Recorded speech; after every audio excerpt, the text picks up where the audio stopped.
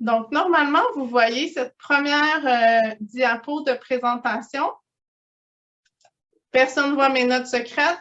Tout le monde voit bien la diapo. Merci, Marie-Carmen, signe de tête. Alors, c'est effectivement là, un survol que je vais faire ce midi. C'est un rapport assez vaste, le portrait diagnostic des entreprises en transformation alimentaire. Donc, c'était pas possible. Là, mon but, c'était pas de vous assommer avec la tonne d'informations qu'on peut retrouver dans le rapport complet. C'était vraiment de vous donner une idée de ce qu'on a documenté, du type d'informations qui s'y retrouvent, puis bien sûr, quand même prendre le temps de vous présenter les recommandations. Je ne voulais pas oublier l'enregistrement, c'est parti. Donc, la présentation là, va se séparer en 3 grandes parties. Donc, le contexte du mandat et la méthodologie, le portrait diagnostique lui-même et finalement les constats et pistes de recommandation. On commence donc avec le contexte et la méthodologie. C'est une étude qui porte, comme son nom l'indique, sur les entreprises de transformation alimentaire au Bas-Saint-Laurent. Mais on a décidé d'inclure dans cette étude-là pas strictement les entreprises qui font de la transformation là, au sens strict là, dans les permis du MAPAC, ce qu'on peut retrouver dans les différentes réglementations. Donc, dans cette catégorie-là, c'est vraiment les abattoirs, la découpe à forfait, la fabrique de produits d'érable, microbrasserie, microdistillerie, autres produits alcoolisés, usines de préparation, distribution de produits de la pêche, la transformation de produits laitiers. Donc, eux, c'est vraiment au sens plus strict les transformateurs, mais l'étude prend aussi en compte les commerces de proximité qui font de la transformation, comme les poissonneries, les boucheries, boulangeries, pâtisseries. Et finalement, une autre catégorie qui sont les producteurs transformateurs, donc les agro-transformateurs qu'on a aussi inclus à l'intérieur de notre étude. Donc, vous les voyez sur la carte répartie par MRC. Au total, une fois qu'on a mis à jour, donc à la fin de l'automne, il y a 1 an maintenant qu'on a fait la mise à jour de cette liste de toutes les entreprises, là, donc agro-transformateurs, commerces de proximité qui font de la transformation et les transformateurs eux-mêmes. C'est 307 entreprises qui ont été répertoriées. 1 an plus tard, malheureusement, c'est déjà plus à jour. C'est ça le défi des listes, mais quand même, ça nous donne un portrait très intéressant. Puis cette mise à jour-là de cette liste-là datait quand même de plus de 5 ans, donc on en a une plus récente. 307 entreprises répertoriées, 126 producteurs transformateurs, 181 transformateurs ou entreprises en fait, là, des services de proximité qui font de la transformation. Et puis là, ce qu'on voit sur le territoire, c'est qu'il y a quand même 2 MRC qui se démarquent au niveau du nombre d'entreprises présentes sur leur territoire, qui est le Kamouraska avec 70 entreprises et Rimouski-Neigette avec 52. En 2019, selon les dernières données qu'on avait, le secteur de la transformation alimentaire a contribué à générer 180 millions de dollars au PIB régional et soutenait 1800 emplois ici au Bas-Saint-Laurent. Donc, c'est un secteur quand même d'importance. L'objectif principal, le but premier de ce mandat-là, c'est de brosser le portrait des entreprises qui mènent des activités de transformation alimentaire au Bas-Saint-Laurent. Donc, on voit ici la notion entreprises qui mènent des activités de transformation. C'est pour ça qu'on a inclus les 3 types d'entreprises que je vous détaillais tout à l'heure, afin de mieux appuyer leur développement et ainsi contribuer à l'autonomie alimentaire de la région.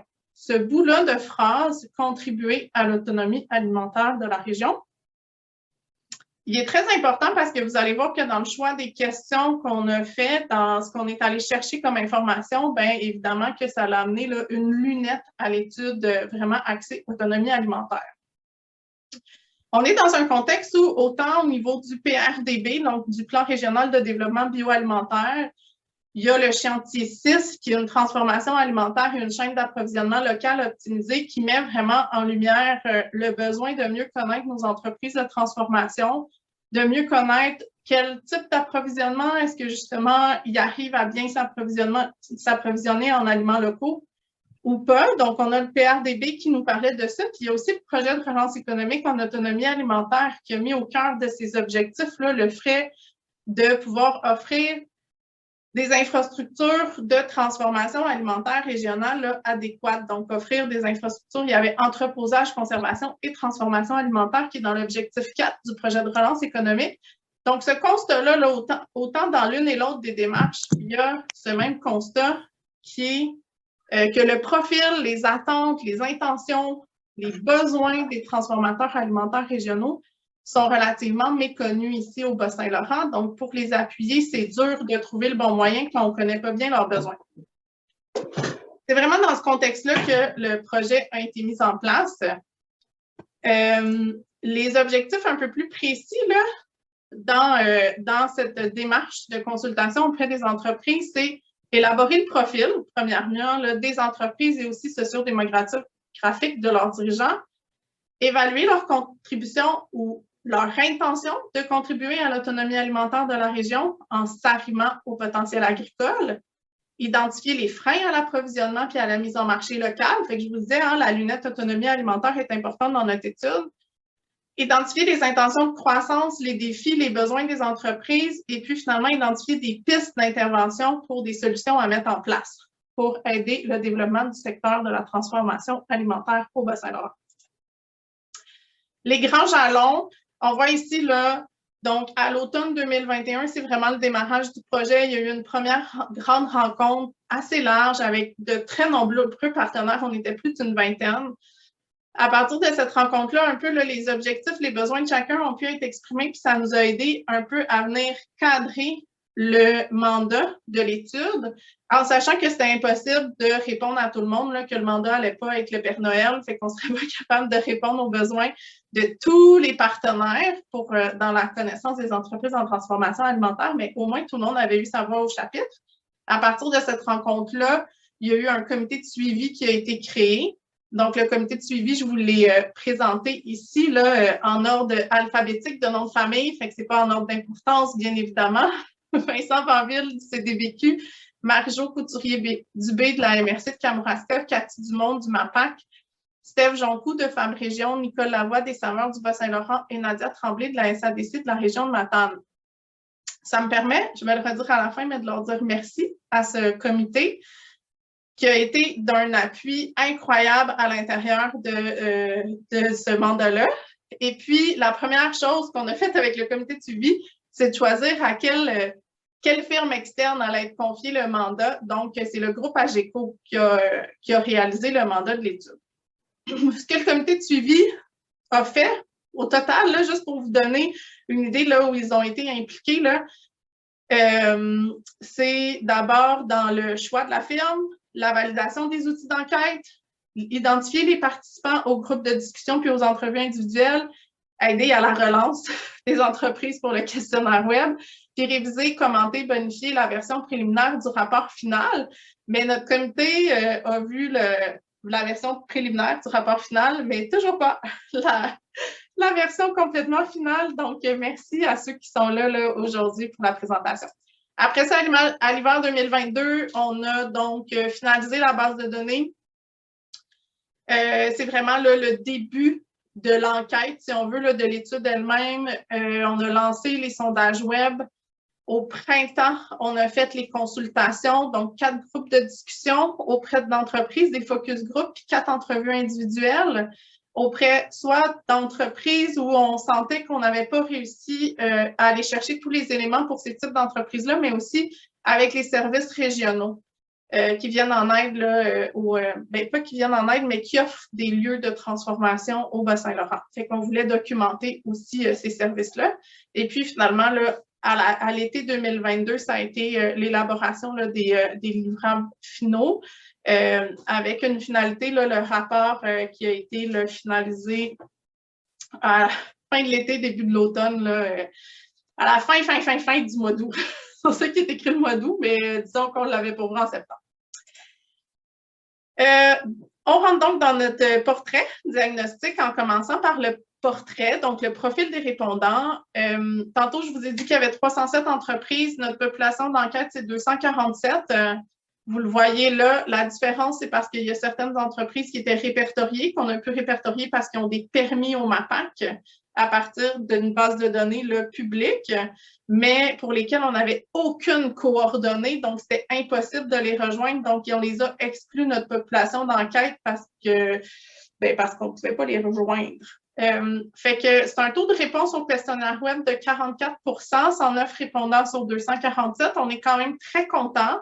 Évidemment que ce n'est pas un portrait complet, là. On n'est pas dans une situation où on a parlé à 80 des entreprises, mais ça demeure là qu'avec 109 questionnaires complétés, puis compte tenu de l'uniformité des réponses obtenues, là, les résultats nous permettent de dégager des tendances générales claires. Ce qui est intéressant aussi, c'est qu'on n'a pas de disparité significative. En fait, là, ce que j'allais dire, c'est que ce qui est intéressant, c'est qu'au niveau des répondants et de notre population d'enquête, on a vraiment quelque chose qui se suit bien, là, à part une petite surreprésentation des entreprises de Rimouski-Neigette puis une sous-représentation au niveau des MRC, des Basses puis de Rivière-du-Loup et du Témiscouata. Je vais vous le détailler tout de suite après, mais ce que j'allais dire, c'est on n'a pas, vous ne verrez pas de résultats par territoire de MRC. Puis ça, c'est parce qu'il n'y avait pas de différence significative entre le portrait général et le portrait qu'on pouvait dégager dans chacune des MRC. Donc, cette vérification-là, on l'a faite. On les a traitées, les données, pour pouvoir voir si ça valait la peine de le faire ou pas. Dans les MRC où on avait assez de répondants, mais il n'y avait pas de significatif, ça valait pas la peine de le présenter de cette manière-là.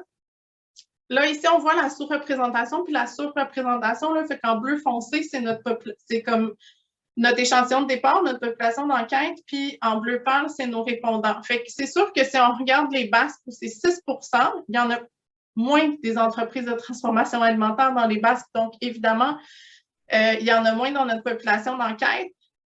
Mais par exemple, pour une MRC comme les Basques, on n'aurait pas pu dégager de tendance de toute façon, parce qu'en termes de confidentialité des résultats, on s'entend, on a 109 répondants, fait que ça veut dire qu'on a 3 répondants dans les Basques. Là. Donc, tu sais, on n'aurait pas pu, en conservant une confidentialité des répondants, dégager des choses pour les Basques. Dans Rimouski-Neigette, on aurait pu, par exemple, avec une plus grande proportion de répondants, mais encore là, comme je vous dis, là, il n'y avait pas de résultats où il y avait une différence là, intéressante à noter. Sachez tout de même que pour certains résultats, s'il y a des intervenants qui disent « Moi, sur mon territoire, j'aimerais ça avoir des résultats plus détaillés », dans notre méthodologie, on a été chercher, c'est AGECO qui a mené l'enquête, qui a envoyé les questionnaires, tout ça, puis AGECO assurait aux répondants une confidentialité des réponses. C'est la chose à faire. À la fin du questionnaire, on demandait aux répondants s'ils acceptaient que leurs données intégrales soient partagées à la table de concertation bioalimentaire. Donc, j'ai, moi, en ma possession, l'intégralité des réponses pour 86 répondants sur 109. Ce qui est très intéressant. Puis, à ce moment-là, ben, c'est sûr que s'il y a des choses que vous voulez travailler, c'est de voir de quelle manière, là, en travaillant ensemble, et vous m'appelez, vous m'écrivez, en travaillant ensemble, de quelle manière, moi, je peux me permettre de relancer les entreprises pour aller chercher leur autorisation pour voir à la mise en place de peu importe quoi sur votre territoire, mais ces données-là, on les possède. Fait que, il y aura du travail. L'idée, c'est de donner suite à ce rapport-là. Hein, c'est pas de le tabletter. Fait qu'il y aura du travail qu'on pourra faire ensemble.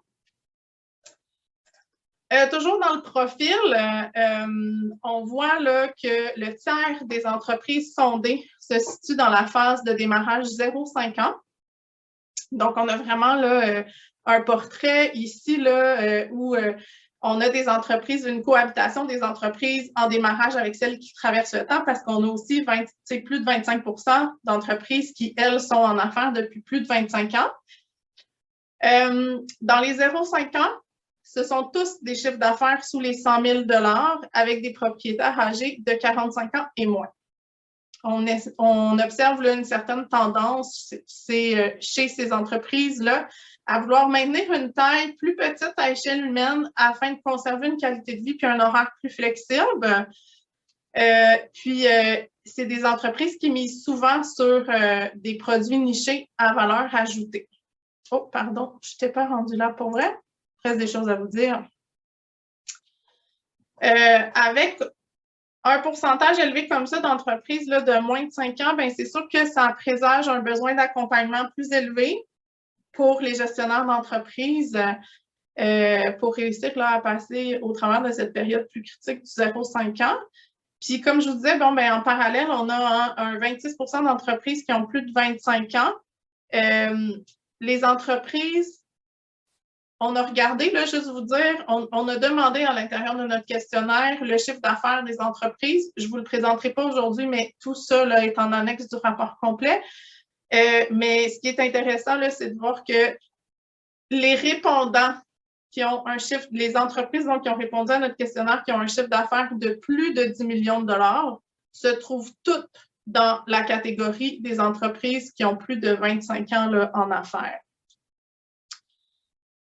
Puis, ben, on voit là, au niveau de l'âge des propriétaires aussi qu'on a des entreprises là, avec un profil de propriétaire quand même au niveau de l'âge qui est assez diversifié et réparti.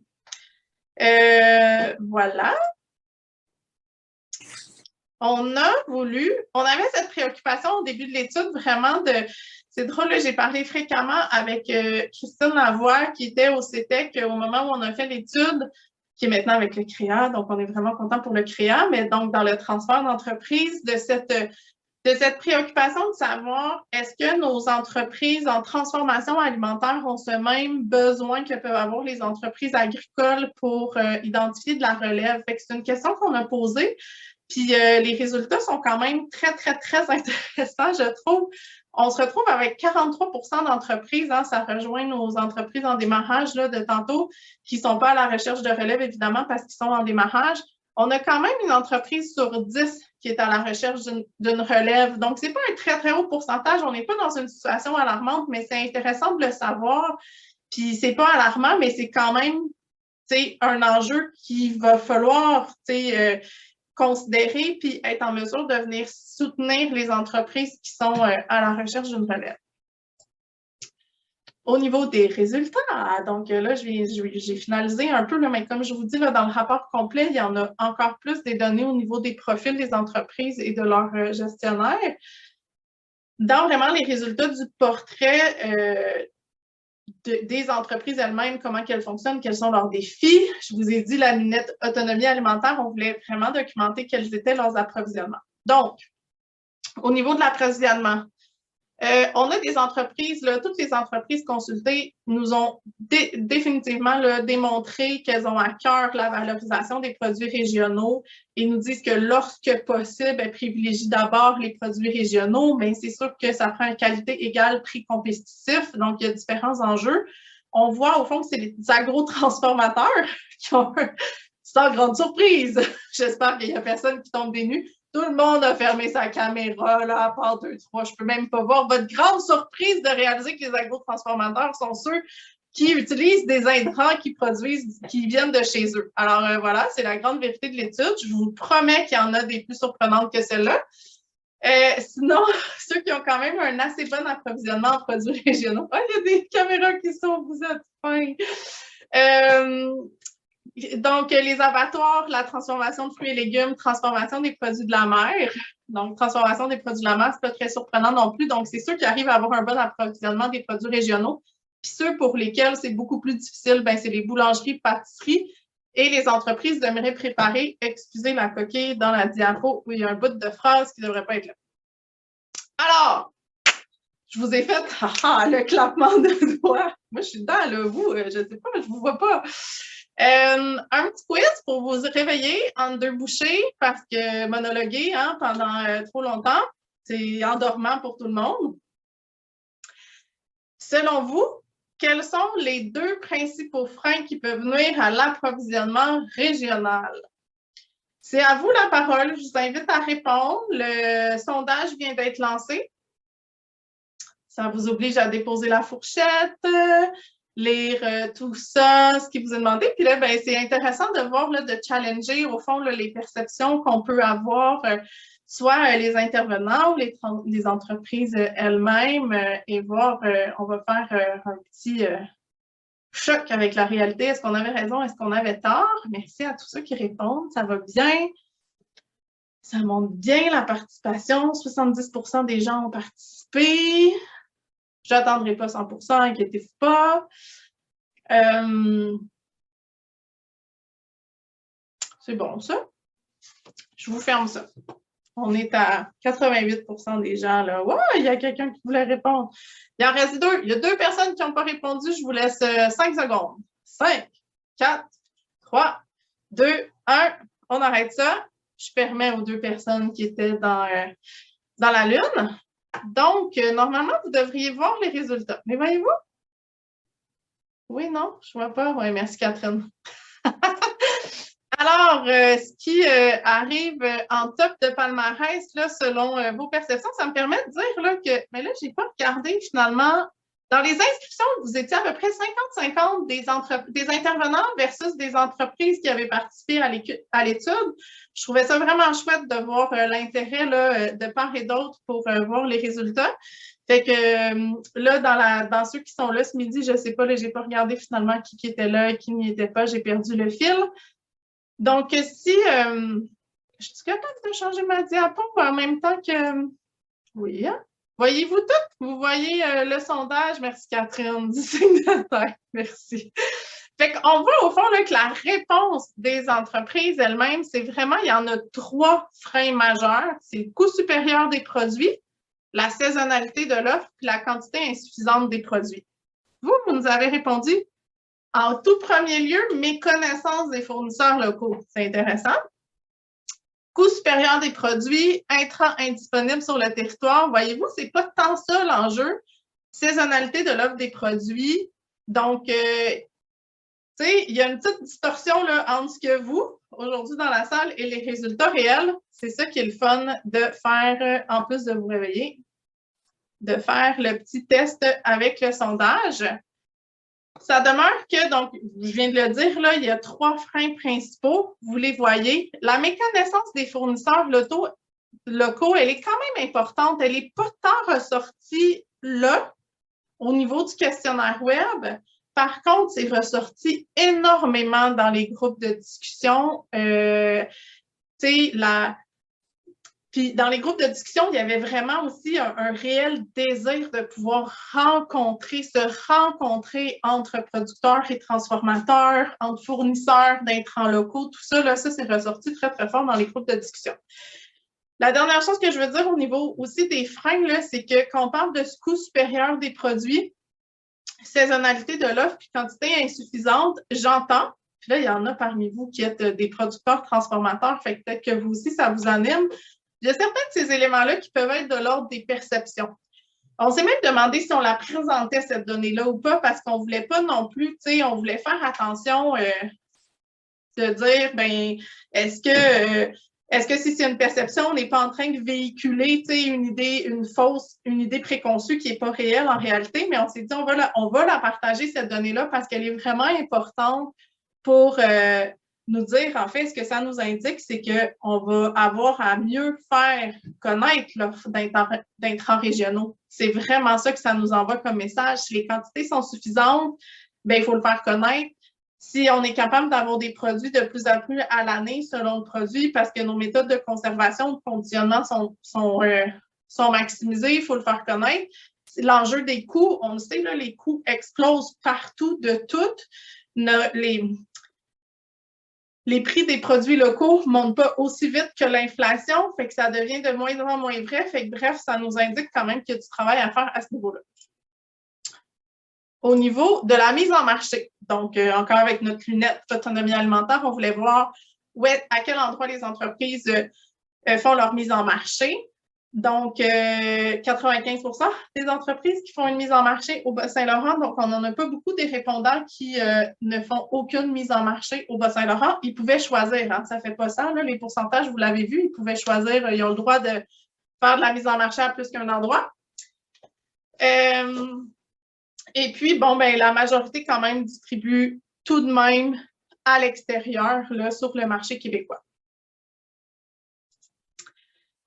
Et là, on voulait voir leurs intentions.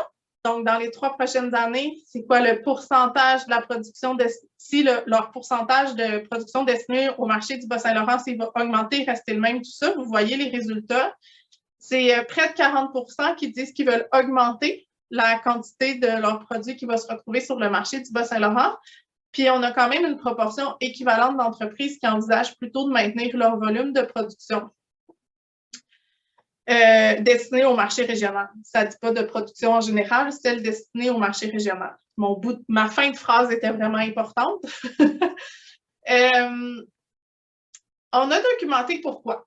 On s'en est pas tenu là. Encore là, je vois le temps qui file. Là. Ça fait déjà 38 minutes qu'on a parti, mais Marc-Carmen, là, je fais une petite pause. Le Zoom, il est comme, ah non, c'est mon partage d'écran qui est depuis 38 minutes. C'est bien ça? Ça se peut pas? L'enregistrement est commencé depuis 38 minutes. Bon, ben parfait. Je vous ai dit que ça durerait 45 minutes. Ça va durer plus longtemps. Mais je vous promets quand même qu'on sauve quelques minutes. Je ne vous garde pas 1h30, c'est promis. Mais c'est ça, mais je vais quand même là, avancer, juste vous dire que justement, ces données-là, on est rentré plus en profondeur là, pour savoir qu'est-ce qui motive, qu'est-ce qui leur permet de dire que leur intention, c'est d'augmenter la mise en marché au Bas-Saint-Laurent ou de rester le même. Puis, au niveau de rester le même, c'est quand même vraiment important parce que c'est des enjeux qu'on connaît, qui vont même revenir plus tard dans l'étude, mais c'est tous les enjeux de distribution et de transport des aliments où les entreprises nous disent que c'est un peu ça qui fait qu'ils n'ont pas de grandes ambitions d'augmenter le volume là, de produits mis en marché au Bas-Saint-Laurent. Fait que c'est quand même très important là, comme donnée. On le sait que c'est un enjeu. Ça vient, fait que c'est pas une nouveauté, mais ça vient renforcer l'importance de passer à l'action pour essayer de trouver des solutions. Quels éléments seraient les plus utiles pour augmenter une mise en marché dans le Bas-Saint-Laurent? Donc, justement, cette question-là a été posée également. Promotion qui donne de la visibilité à l'achat local, service de transport partagé, service de maillage entre transformateurs et acheteurs, dans les plus importants. Puis, dans le maillage, là, je vous l'ai dit tout à l'heure, mais vraiment, il y avait un désir de réseautage en personne. Le transport partagé, il apparaît là. La promotion, très important, ce que je vais vous dire, c'est souvent quand on parle de promotion, de l'achat local, de la visibilité des produits locaux, on pense aux saveurs du Bas-Saint-Laurent et heureusement qu'on pense à eux. Leur rôle est primordial, mais ce que les entreprises nous ont dit à l'intérieur de l'étude, c'est oui, les saveurs font un travail extraordinaire, mais ce n'est pas juste à eux que ça appartient de faire cette promotion-là de l'achat local puis de la mise en valeur. Ça appartient à tout le monde. Fait pour nous, c'est important de le ramener dans le rapport, cette notion-là, puis de se le rappeler. On a une organisation qui fait un travail extraordinaire, mais on doit tous et chacun participer à ce que ces actions-là soient encore plus porteuses, puis pas les laisser tout seuls, dire « Ah, eux s'en occupent, fait qu'on n'a plus rien à faire ». Ça appartient vraiment à tout le monde de parler, de valoriser, de mettre en valeur, valoriser, hein, vous aurez compris. Alors, encore une fois, un petit sondage pour vous. Selon vous, quelle est la proportion des entreprises qui font de la mise en marché directement aux consommateurs via Internet? Je vous invite, il n'y a pas de sondage, je vous invite à l'écrire dans le chat, dans le petit clavardage. Je vais essayer de le trouver moi-même, le clavardage, en étant en partage d'écran.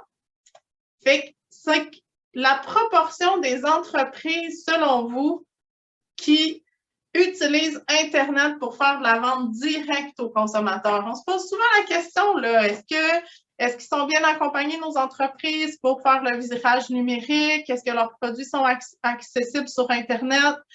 C'est vraiment intéressant. Merci de votre participation. Vous êtes cool. Je ne vous vois pas parce que vous mangez, mais je vois, ça m'encourage. Catherine, Oui. tu as levé la main. Oui? J'ai une question. Quand on parle là, de mise en marché directement aux consommateurs via Internet, est-ce que il y a vraiment une transaction ou juste je peux mettre des produits en vente, puis les gens vont sélectionner, puis on va payer plus tard?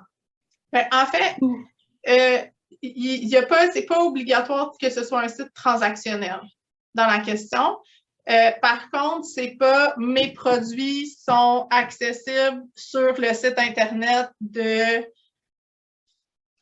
l'ardoise épicerie boutique. Je pense qu'ils n'en ont pas, mais peu importe, là, via un intermédiaire. C'est vraiment moi, j'ai ma propre page Internet qui me permet de faire connaître mes produits et que les gens puissent voir les prix puis passer des commandes. Alors, dans les pourcentages, ça va 15, 40, 20, vous les avez vus, 35, 10, 50. On en a 55. Le plus bas, c'est 10 jusqu'à maintenant. Le plus haut, 60.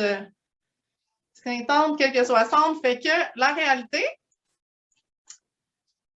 30 environ.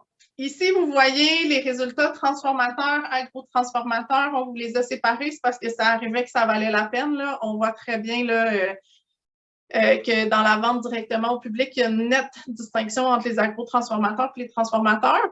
Fait que la vente directe au consommateur, si on fait la moyenne des deux, c'est un 30 là aussi, bref, je voulais choisir une question, c'est celle-là que je vous ai posée. Pas qu'elle est tant que ça plus importante que les autres, c'est juste une question qu'on se demande souvent sur le virage numérique.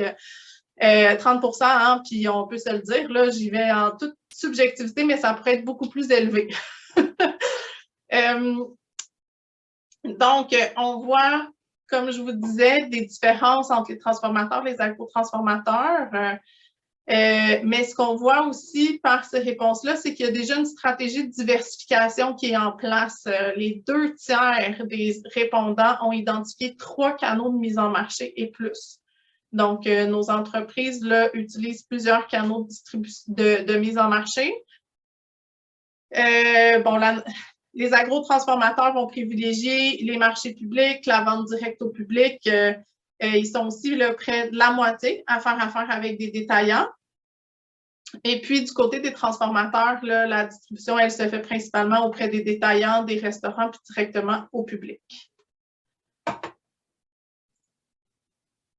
On a souhaité voir qu'est-ce qu'ils souhaitaient développer comme nouveaux canaux de mise en marché. Donc, ce que je viens de vous présenter, c'est ce qu'ils font déjà. Quelles sont leurs intentions dans les 3 prochaines années? Donc, plus de la moitié des répondants sondés, d'abord, la première question, c'est est-ce que vous souhaitez en développer de nouveaux? OK, je ne vous ai pas mis le petit graphique, c'est donc plus de la moitié des répondants là, qui souhaitent développer des nouveaux canaux de distribution là, de mise en marché d'ici 3 ans. Puis, parmi les nouveaux canaux, là, on voit là, que autant pour les transformateurs que les agro-transformateurs, il y a vraiment le désir d'aller chez les détaillants alimentaires, la vente sur Internet directement aux consommateurs. Pour nos agro-transformateurs, 55 des entreprises qui nous ont répondu là, qui souhaitent mettre de la vente directe via Internet en place. Et puis, directement au public, là, on voit les restaurants. Fait que, bref, enfin, je ne vais pas tout vous lire, mais ce qui est important de réaliser, c'est que c'est des stratégies qui demandent de maîtriser des compétences de vente et de relation avec les clients qui sont complètement différentes entre percer l'Internet, aller chez des détaillants en alimentation ou être directement en vente au public. Relation avec les consommateurs et les influenceurs. Salut Guy! Guy Voyer, ton micro s'est ouvert. Je ne sais pas si tu voulais... Oui! Bon, j'imagine que ce n'était pas exactement pour nous. Il n'y avait pas de questions?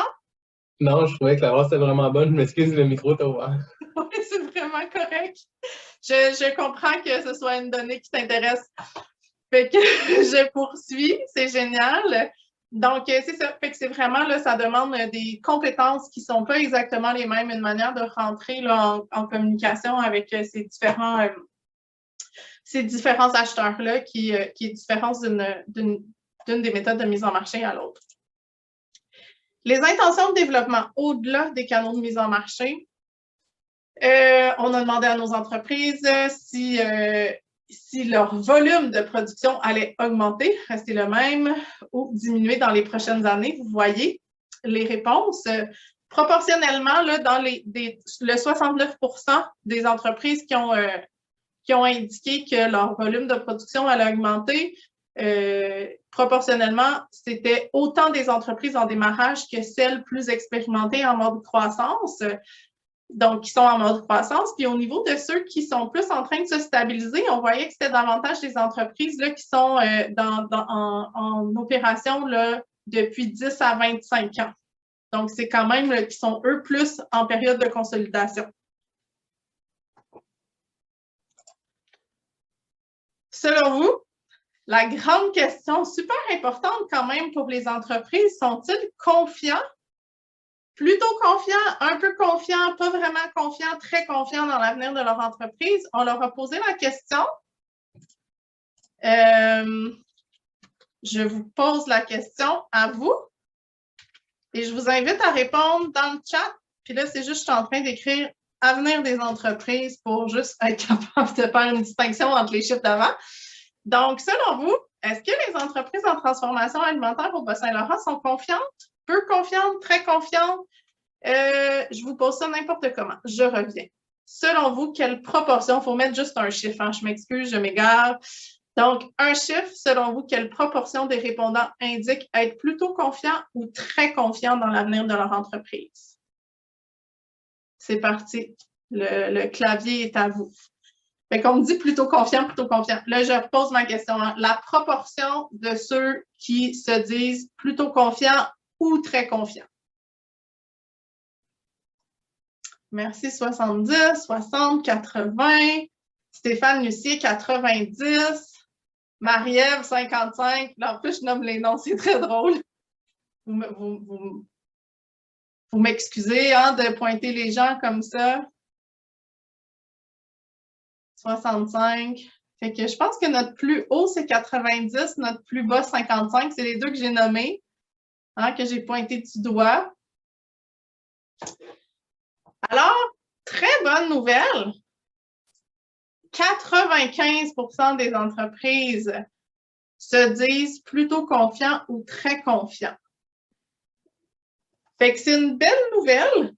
Après ça, ça ne veut pas dire que nos entreprises vivent dans un monde de licorne, loin de là, parce qu'ils nous ont bien fait part aussi des défis qu'ils comptent relever. Fait que je vais vous en faire part tout de suite après, là. Mais ce qui leur donne confiance, c'est la forte demande pour les produits locaux puis les produits de niche, la présence d'une relève inspirante et innovante, la mise en marché efficace puis les nouvelles opportunités d'affaires à saisir, la croissance constante de leur entreprise grâce notamment à l'implantation de nouvelles technologies, la bonne santé financière de leur entreprise, la bonne réputation de leurs produits, la fidélité de la clientèle. Donc, c'est tous les aspects qui leur permettent de se sentir plutôt confiants ou confiants. Les quelques entreprises qui au contraire, là, nous ont dit se sentir peu confiants ou pas du tout confiants, c'est principalement à cause de la hausse des coûts de production, le manque de rentabilité parfois, puis le manque de connaissance de la relève dans les processus de transformation. Est-ce que, et là je vous ai dit, on est allé voir c'était quoi leurs défis dans les prochaines années, on leur a demandé selon eux, est-ce que leur entreprise elle est assez modernisée? Donc on voit que c'est assez similaire pour les transformateurs et les agrotransformateurs. On voyait quand même, là, en regardant plus précisément les détails des réponses, que c'était beaucoup les entreprises là, de la catégorie de boissons alcoolisées qui se considèrent les plus modernisées. Puis, c'est celles de la transformation des grains qui s'accordent la note la plus faible au niveau de la modernisation de leur entreprise. Les besoins d'automatisation, de modernisation, robotisation d'ici 5 ans. Donc, principal besoin exprimé, c'est au niveau de l'équipement. Ensuite, l'espace d'entreposage, l'espace de conditionnement.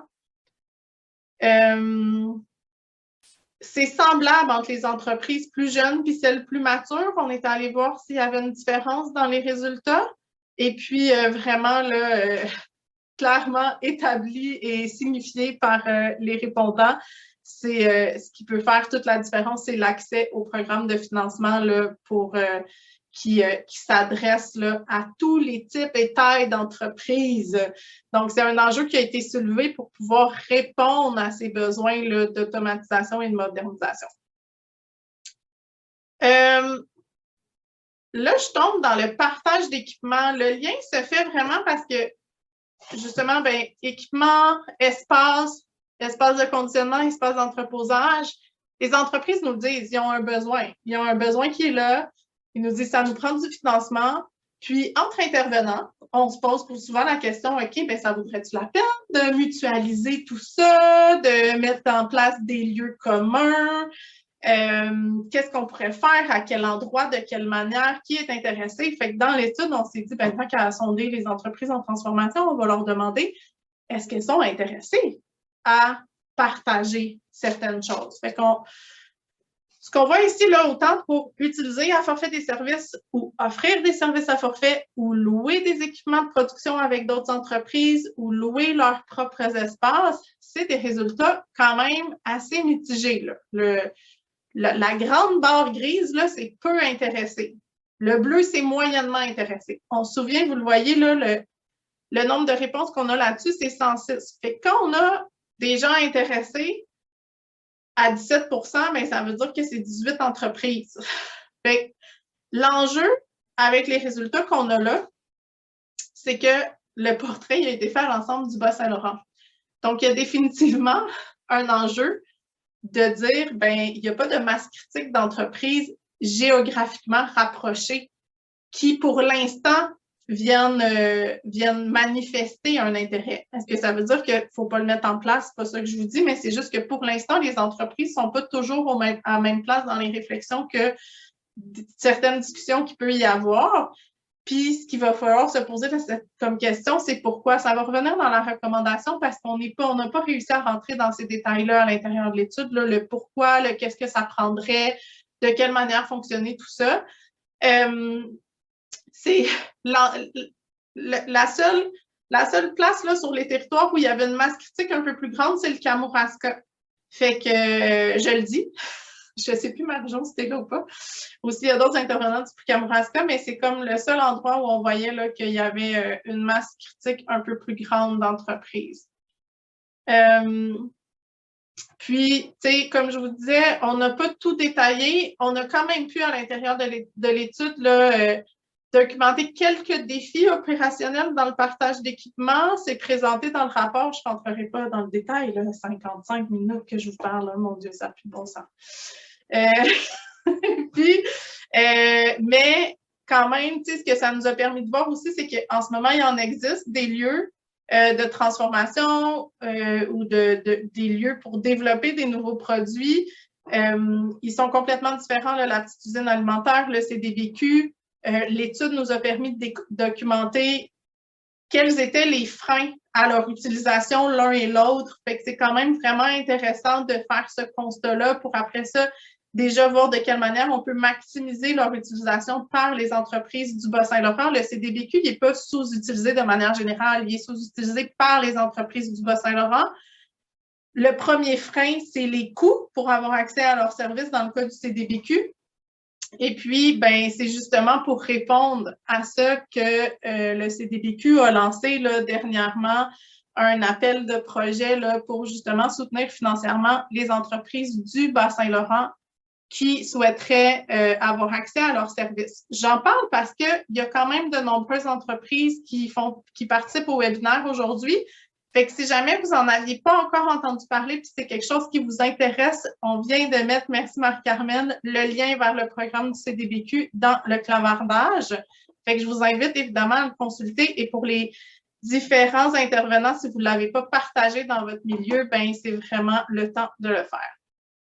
On a aussi dans l'étude documenté le cas de ATAB, qui est vraiment là, un cas inspirant, un modèle coopératif d'achat, de transformation, de mise en marché collective.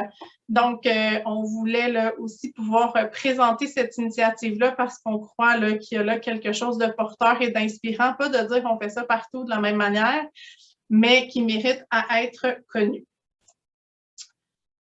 Dernier sondage, selon vous, je vous ai presque monté la réponse. Quels sont les 3 principaux défis que les entreprises de transformation alimentaire au Bas-Saint-Laurent souhaitent relever dans les 5 prochaines années? C'est à vous de répondre. Les choix de réponse sont là.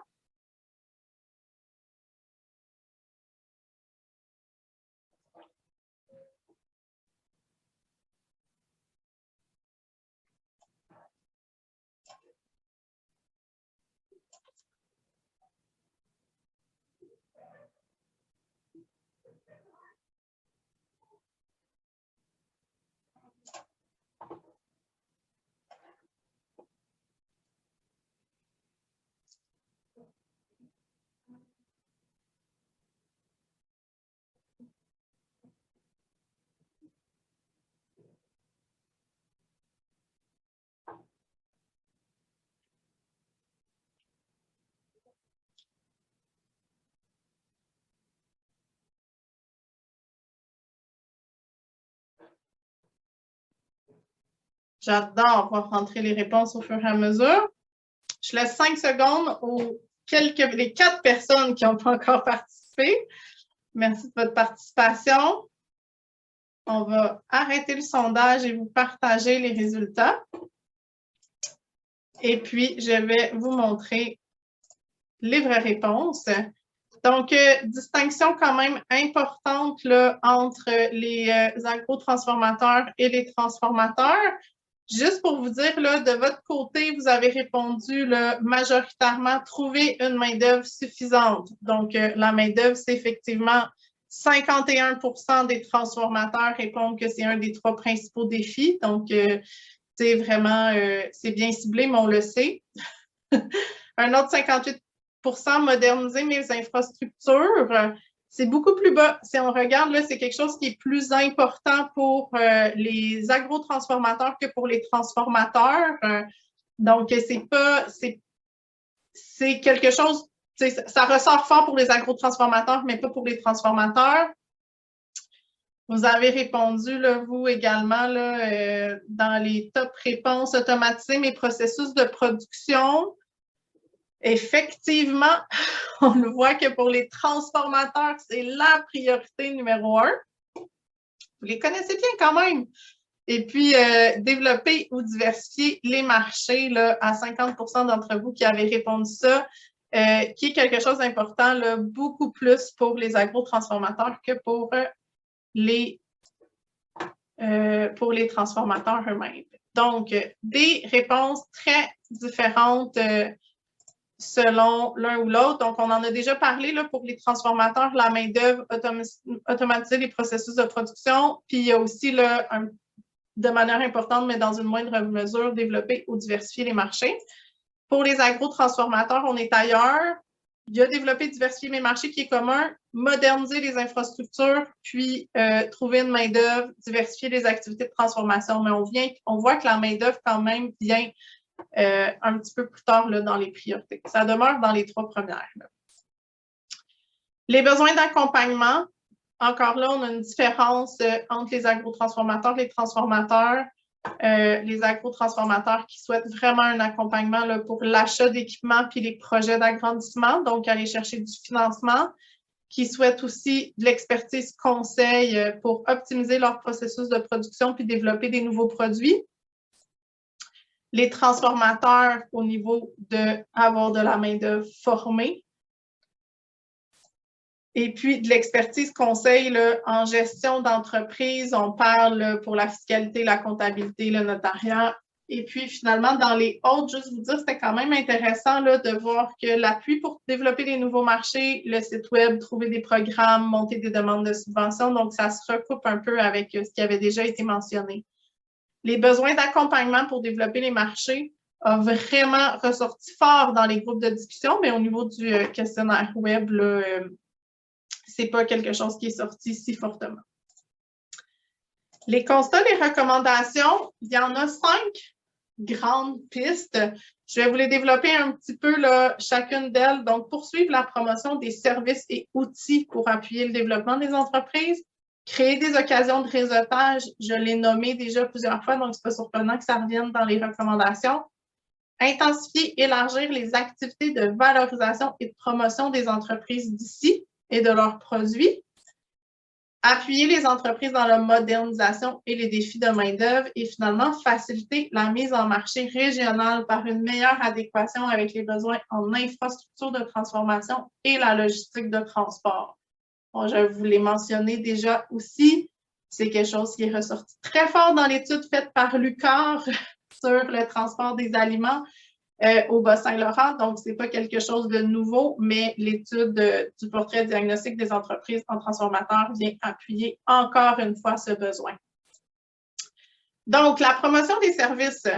On a des entreprises là, qui ont vraiment des profils contrastés. Je vous l'ai présenté tout à l'heure, mais ça nous démontrait là, effectivement que les entreprises en démarrage, généralement de petite taille, de type plus artisanal, des jeunes propriétaires très occupés aux besoins multiples, qui ont vraiment ce besoin d'accompagnement pour passer cette période critique du 0-5 ans. On a aussi des entreprises plus d'expérience, de renom établies depuis plusieurs années qui continuent de croître, qui ont aussi des besoins bien à eux, puis des entreprises de taille moyenne où on voyait qu'eux étaient plus dans une période de consolidation. Chacune d'entre elles là, nous ont signifié avoir un besoin de mieux connaître les outils existants pour appuyer leur développement. Donc, on parle ici d'actions qui doivent être entreprises pour mieux rejoindre puis faire connaître l'offre des services régionaux auprès des jeunes entrepreneurs, mais aussi de toutes les entreprises, puis notamment au moyen d'activités de réseautage. Dans les exemples, là, je vous présente juste les grandes lignes des recommandations. Dans le rapport, il y a des exemples d'actions, des choses qu'on nous a nommées dans les groupes de discussion, qui sont ressorties dans les commentaires dans le questionnaire web. On ne voulait pas perdre cette information-là. Donc, il y a vraiment, là, après chacune des recommandations, il y a une liste d'exemples qui pourraient être mises en place. Là, évidemment que je ne vous présente pas tout ça aujourd'hui, ce serait beaucoup trop de toute façon. Mais une des choses vraiment intéressantes, par exemple, pour cette recommandation-là, il y a des entreprises qui nous partageaient le fait que pour eux, avoir des cellules d'accompagnement qui regroupent divers intervenants où on retrouve dans une rencontre tous les intervenants, un peu comme des cellules d'accompagnement réseau express, les ministères font ça des fois, mais que pour eux, c'était vraiment une formule gagnante qui aimerait ça voir vraiment appliquer plus largement. Fait que ça, c'est le type d'action. Puis qui leur permet, en même temps, en rencontrant tous les intervenants, là, de connaître les services que chacun a à offrir. Les occasions de réseautage, donc je vous le disais, c'est ressorti fortement. On est en fin de pandémie. Le besoin de se revoir en personne est très, très fort. Tous nos groupes de discussion nous en ont parlé. Les jeunes qui désirent aller à la rencontre d'autres entreprises, de partager leurs idées avec les entrepreneurs plus expérimentés, puis aussi qui favorisent beaucoup le réseautage comme pratique d'affaires privilégiée là, pour développer des nouveaux partenariats avec des fournisseurs puis entre les fournisseurs et les acheteurs. Intensifier, élargir les activités de valorisation puis de promotion des entreprises d'ici et de leurs produits. Je nomme à nouveau, je vous le nomme pas tout de suite, pardon, les entreprises qui aimeraient davantage être reconnues pour leur contribution à la vitalité socio-économique en région. Certaines entreprises qui nous disaient on est là depuis longtemps, le lien de confiance n'est pas toujours là, on sent qu'on n'a pas assez de reconnaissance.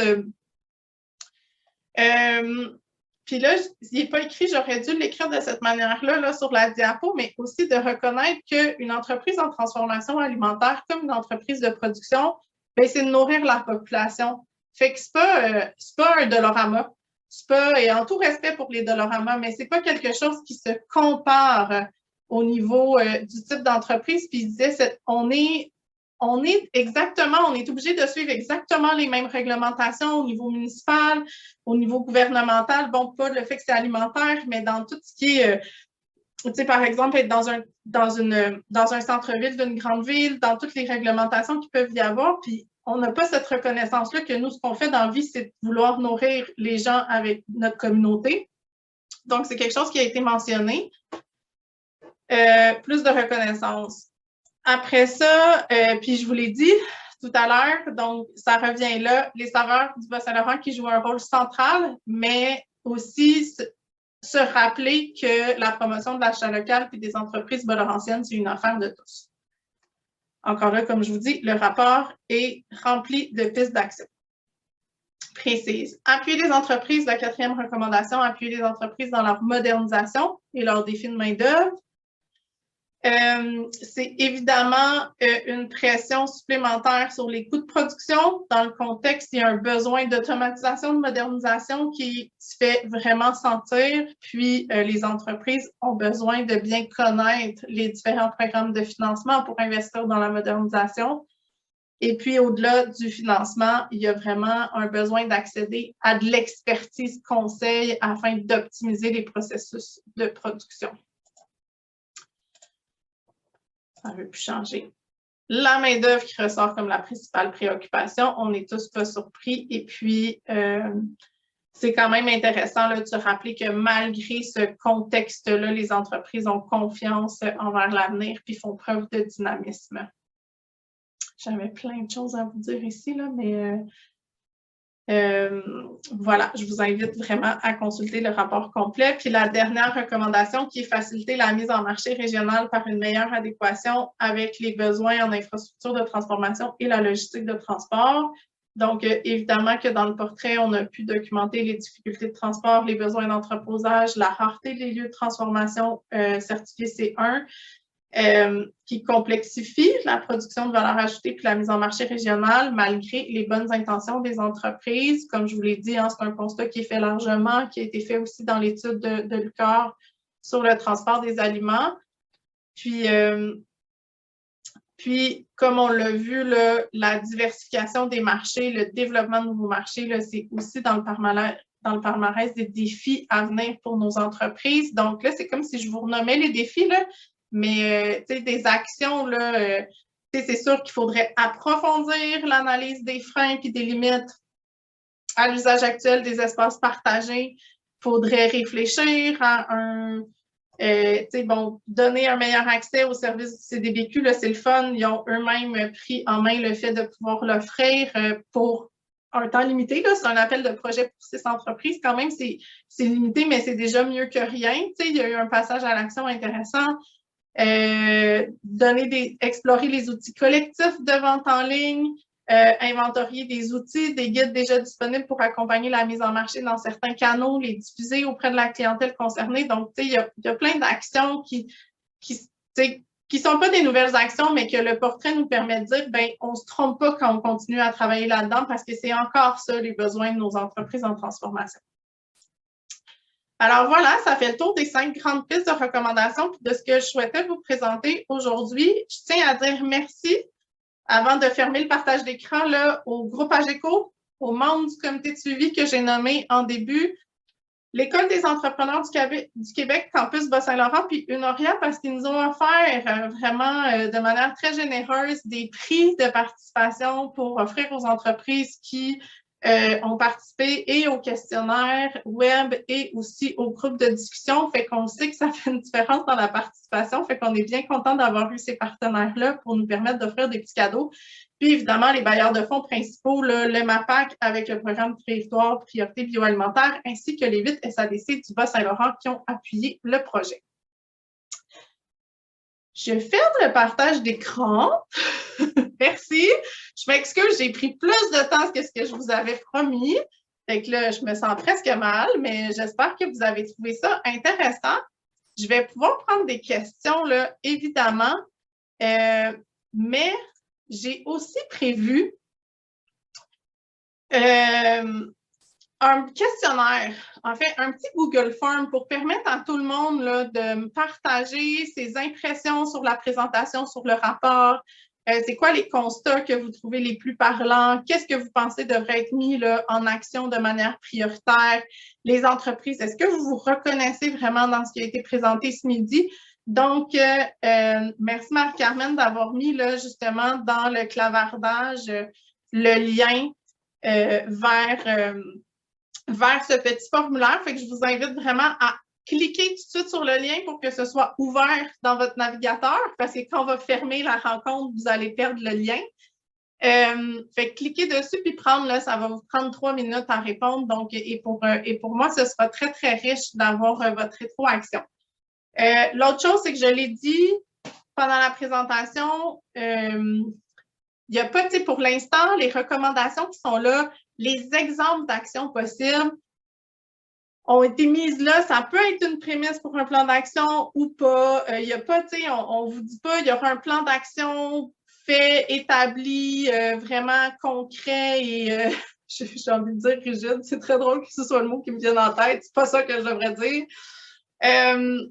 C'est pas nécessairement vers ça qu'on s'en va. L'idée, c'est d'abord de diffuser les résultats, c'est de vous permettre d'en prendre connaissance, c'est de les décanter. C'était beaucoup en 1 heure. Je vous ai monologué ça 1 heure. Là, fait que merci d'avoir participé au moins au petit questionnaire. Là, fait que c'est beaucoup, beaucoup d'informations à recevoir d'un coup. Fait que je le sais que ça va prendre de l'appropriation. Puis après, ce sera une réflexion collective à avoir.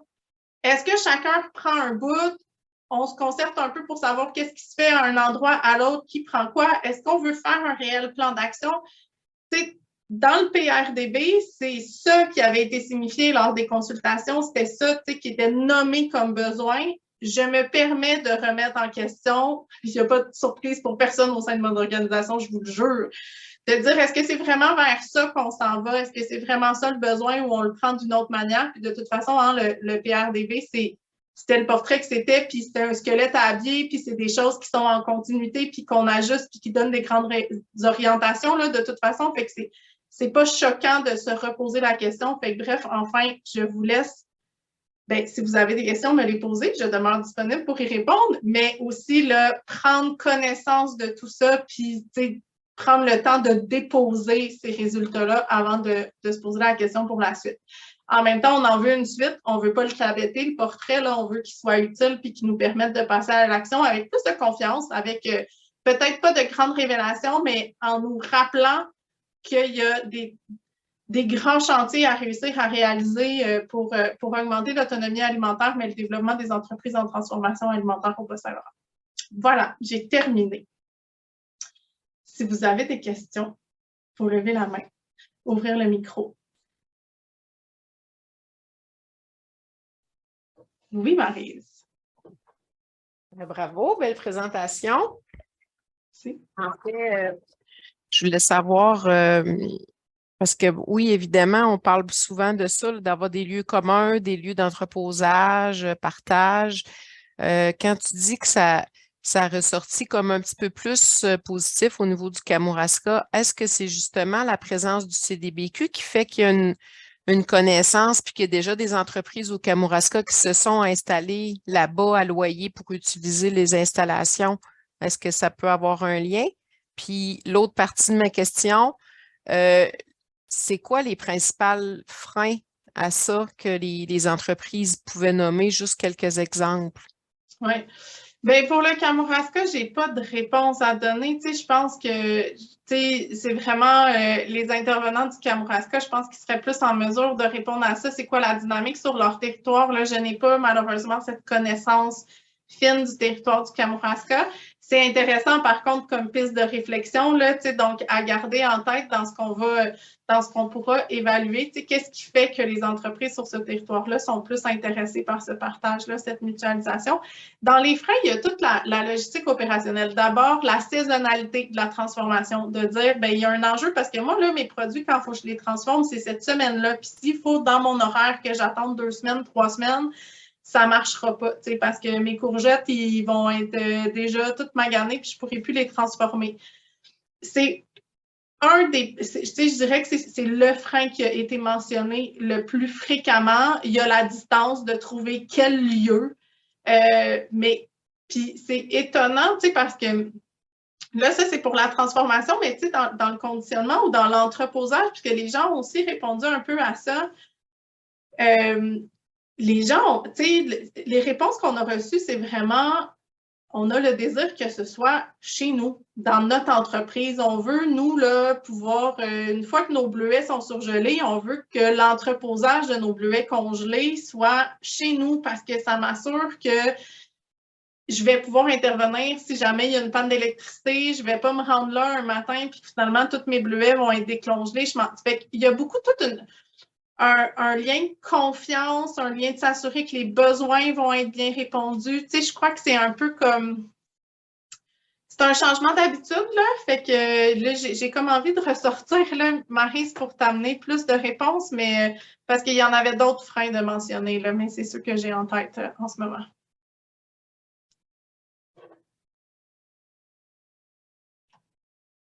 Est-ce qu'il y a d'autres questions? C'est correct, là, tout était limpide. Non, non, mais je sais que c'est beaucoup. C'est pas qu'une question que tout était limpide.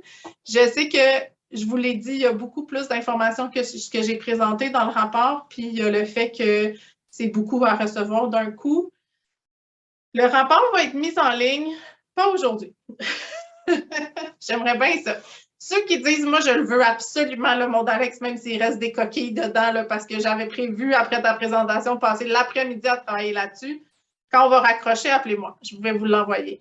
Mais il reste du petit peaufinage, des changements de mots, des petites coquilles, des affaires de même que je n'ai pas réussi à faire avant la présentation d'aujourd'hui. Fait qu'il va avoir quelques jours avant sa mise en ligne. Assurément que l'enregistrement du webinaire et le rapport complet va être diffusé à tous les membres de la table de concertation bioalimentaire là, dans l'infolette de janvier. C'est ça, là, c'est sûr. Si vous oubliez d'aller le chercher, ça va arriver dans votre boîte courriel par l'infolettre.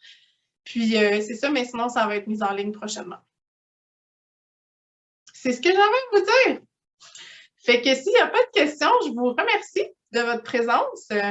Puis, j'espère qu'on va reparler de transformation alimentaire ensemble avec les entreprises, avec les intervenants et que ce n'était qu'un début. Ben, début, continuité, là, je sais bien là, que c'est pas parce que j'arrive avec un portrait qu'il n'y a rien qui se faisait avant. Fait que voilà, merci. Merci, je vois les petits mots dans le chat. Bon après-midi.